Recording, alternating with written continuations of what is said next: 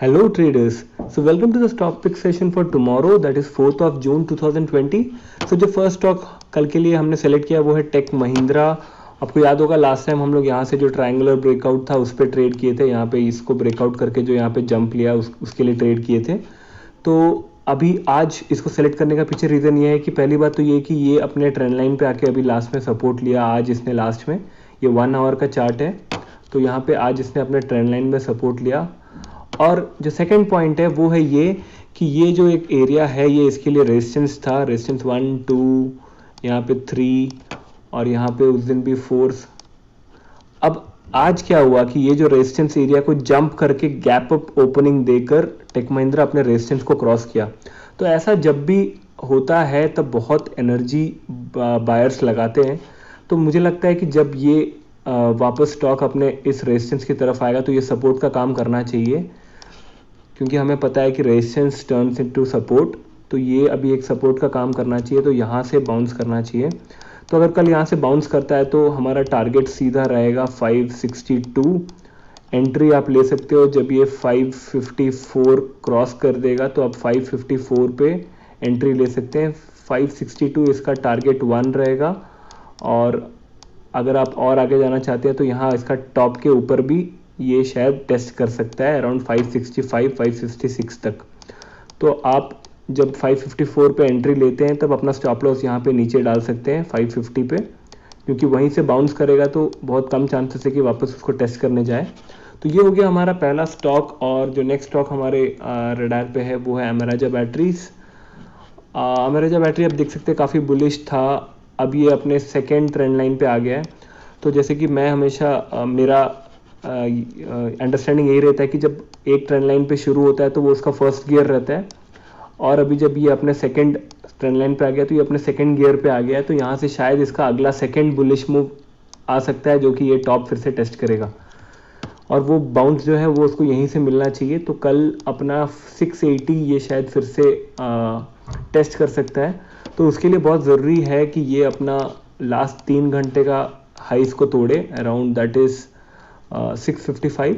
तो हम लोग कल 655 पे एंट्री ले सकते हैं, और हमारा फर्स्ट टारगेट रहेगा अराउंड 670 का, और सेकंड टारगेट जो रहेगा वो रहेगा 670 नहीं, यहाँ पे शायद और नीचे रखना पड़ेगा। हाँ ओके 670 हम लोग फर्स्ट टारगेट रख सकते हैं, और सेकंड टारगेट आप 675 तक भी जा सकते हैं। तो जब आप यहाँ पे एंट्री ले रहे हो वो टाइम में आप स्टॉप लॉस यहाँ पे 651 पे रख सकते हो, जो कि यहाँ पे एक अच्छा सपोर्ट मुझे दिख रहा है। अगर ये कल यहाँ से सपोर्ट लेके ऊपर जाता है तो ये 651 652 एक अच्छा सपोर्ट रहेगा। और एंट्री जैसे कि मैं बोला, एंट्री रहेगा 656 पे। तो ये आप लेवल्स याद रखिएगा कल के लिए। और जो नेक्स्ट स्टॉक हमारे पास है वो है ऑरो फार्मा। तो ऑरो फार्मा हम लोग शायद एक दिन पहले भी ट्रेड किए थे, आपको याद होगा। मैं ये ट्रेंड लाइन को फॉलो कर रहा था, और उस दिन यहाँ से यहाँ पे एक अच्छा ऑरो फार्मा में भी जंप देखा। तो आज यहाँ पे कोई ट्रेंड लाइन बेसिस पे तो मैं नहीं कर रहा हूँ ट्रेड, बट लेकिन यहाँ पे बात एक और क्या है कि ये अपने टॉप पे आके अभी यहाँ पे सस्टेन कर गया। मतलब क्लियरली देखिए मैं क्या बताना चाह रहा हूँ। देखिए यहाँ पे रेजिस्टेंस मिला, फिर यहाँ पे भी रेजिस्टेंस मिला, मतलब ये जो एरिया था ये इसके लिए एक अच्छा रेजिस्टेंस हो गया था, करेक्ट। आज इसने अपने रेजिस्टेंस को तोड़ के उसके ऊपर में यहाँ पे सपोर्ट ले लिया, देखिए।